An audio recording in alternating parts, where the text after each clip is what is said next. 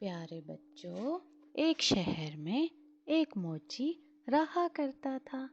مکان کے اوپر والے حصے میں اس کی رہائش تھی، جبکہ نچلے حصے میں اس نے اپنی دکان قائم کر رکھی تھی۔ اسی دکان کے ایک کونے میں اس نے نئے جوتے بنانے کے اوزار رکھے ہوئے تھے۔ یہ اوزار ایک چھوٹی سی میز پر بڑے سلیقے سے رکھے ہوئے تھے۔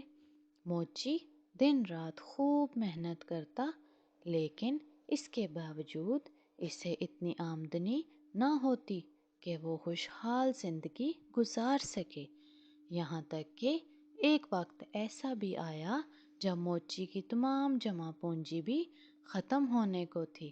اب موچی بہت پریشان ہوا اور سوچنے لگا، اس مرتبہ بل ادا کرنے کے بعد تو اس کے پاس نئے جوتے بنانے کے